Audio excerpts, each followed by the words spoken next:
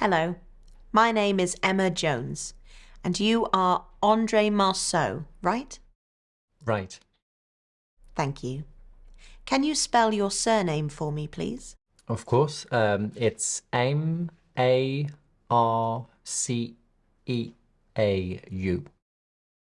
Thank you. Where are you from, André? I'm from France, from Paris, but currently I'm living and working in Lyon. Thank you. Exam begins. Language Cert Test of English, Speaking A1 to C2 examination, the 10th of July. Now, part 1. I'm going to ask you some questions about yourself. All right. What do you like doing outside work? Um, a lot of things, but I guess that reading, swimming, and cooking are at the top of my list. I'm very interested in literature as I find it has a strong connection with my domain. You see, I'm a psychologist, and book characters help me gain insights into people's personalities. As for swimming, well, it is my hobby since I was a child, and now it's a standard exercise routine. I visit the pool twice a week. It helps me keep in shape and forget my worries, at least while I'm there. Um, Finally, cooking. The best evenings are when friends come to my place and we take dinner together. I like trying out new exotic recipes. My friends sometimes complain that I use them as guinea pigs.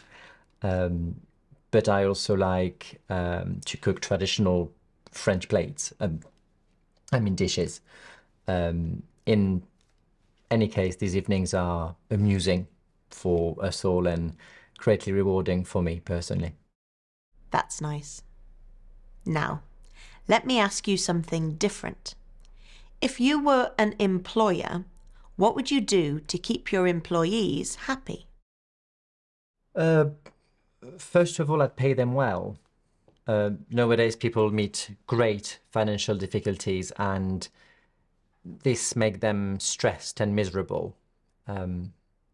Also, I'm thinking that they're not stimulated to do their best at work. So if I run a business, I would try to make sure that my people enjoy coming to work, that they put a lot of effort into it and they rest focused on their targets. When people earn a good living, it is a win-win situation. I see what you mean. Now, can you describe your first job to me?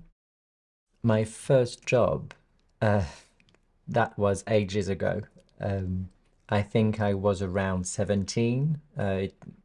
It was the summer after I had my baccalaureate, and I wanted to go on a trip abroad, but I was totally broke. So I got myself a job as a shop assistant at a big book and electronics store.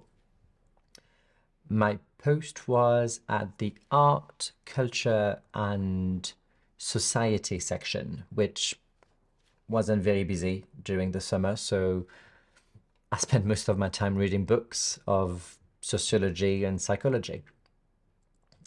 In fact, I may say that this is where my interest in psychology emerged. Thank you, André.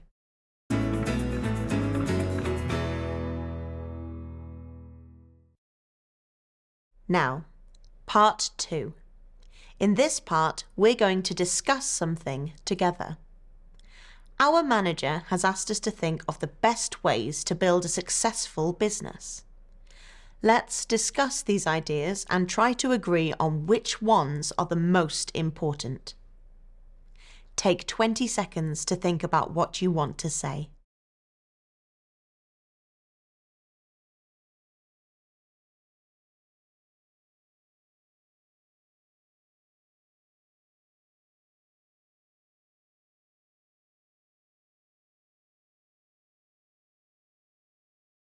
I'll start.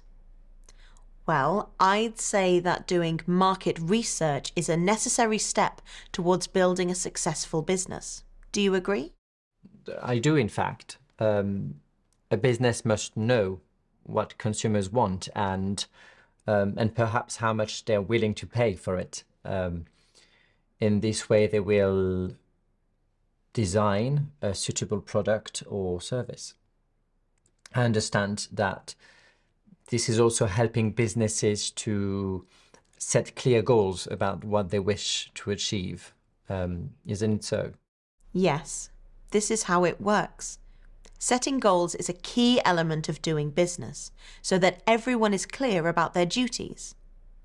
I also think that being willing to take risks is necessary. Absolutely. I believe that setting up a business is the same as taking a risk.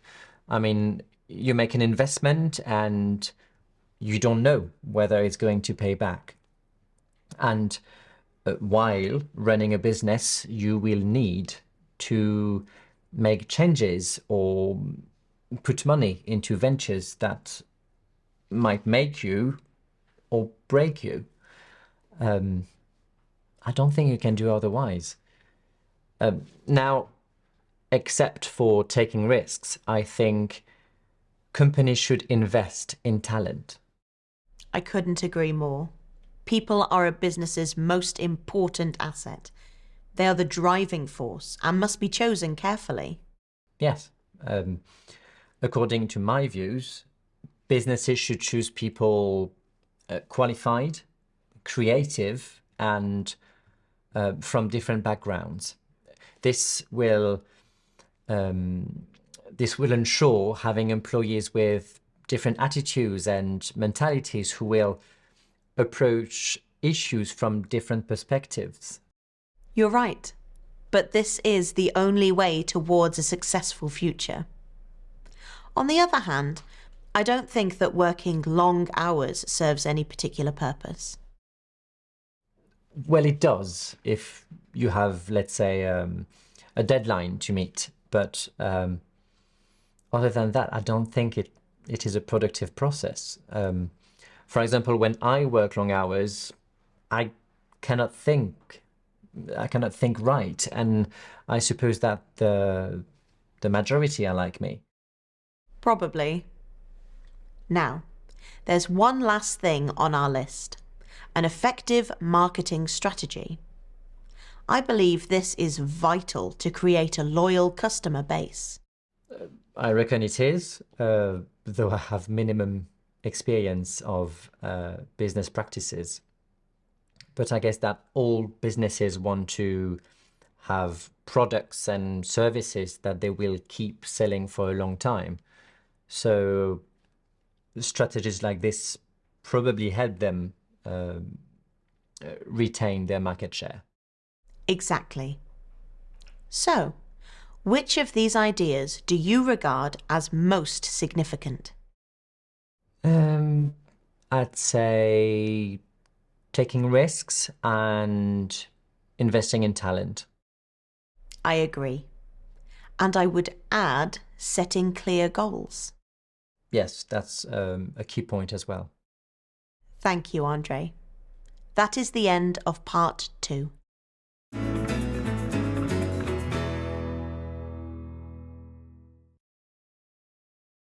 In part 3, you are going to talk on your own for about 2 minutes. Your topic is a professional goal you want to achieve. You now have 30 seconds to write some notes to help you. So, your topic is a professional goal you want to achieve.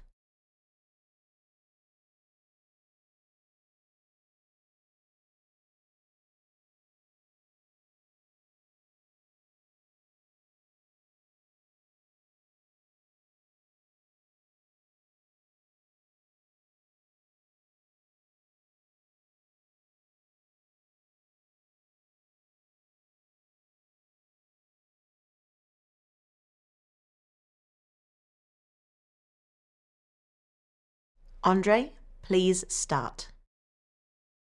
Well, I'm going to talk about something that was a wild dream during my junior year at university, but now it is my biggest professional goal. This is the establishment of a center for troubled teenagers. In our season, teenagers are facing a variety of problems like bullying, lack of confidence, academic pressure, anxiety, internet addiction. The list is very long. And often they don't have no one to turn to that can offer professional help.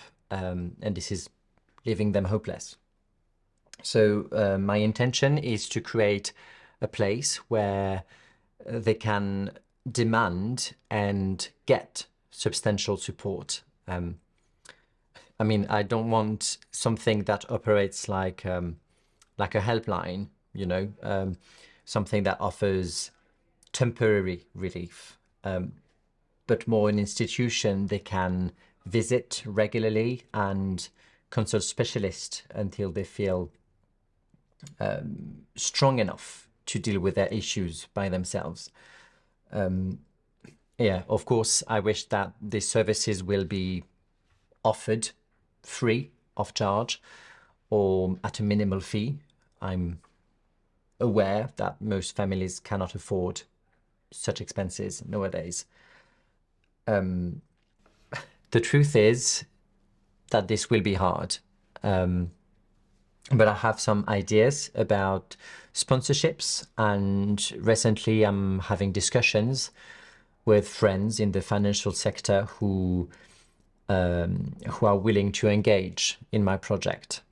I hope we can work out the solutions necessary, and have the center running within 2 years. I had my share of difficulties as a teenager, and I had no access to a place like this. That's why my ambition is to provide such a service. Thank you, André. Now, let me ask you some questions. What advice would you give to others trying to reach a similar goal? Well, since I haven't accomplished my ambition yet, I'm not sure I'm capable to advise others, but there are a few things I could suggest. I would say that they need to know exactly what they want to do, because otherwise they can get lost in the details. I also think that they shouldn't hurry. Taking one step at a time and eliminating problems on the route is the best way to go about it. I see your point. Now, let's move on to something different. Do you agree that an employee should share their work achievements on social media? On social media? Of course not. That's a bizarre idea. First of all, an employee would probably need the permission of their company or their colleagues to do so. I mean, most times achievements are not personal because company people work in teams normally. So it's just not fair for one person to take all the credit for a success. All right. Finally, it is said that showing appreciation to employees is a great way to increase productivity. What's your opinion on that? Well, it depends on what we mean by appreciation. When we are thanked or praised, we know that we're doing well, so we will continue in the same way and try to be reliable. Everybody likes how do you say, like a pat on the back. But this may not always be enough to keep you going. Sometimes people need something more real, more concrete, like a bonus or some side benefits, like a trip or extra time off, or even a promotion. But still, I don't know if all these things can increase productivity or just ensure that it will remain at the same levels. Okay, André. Thank you. That is the end of the exam.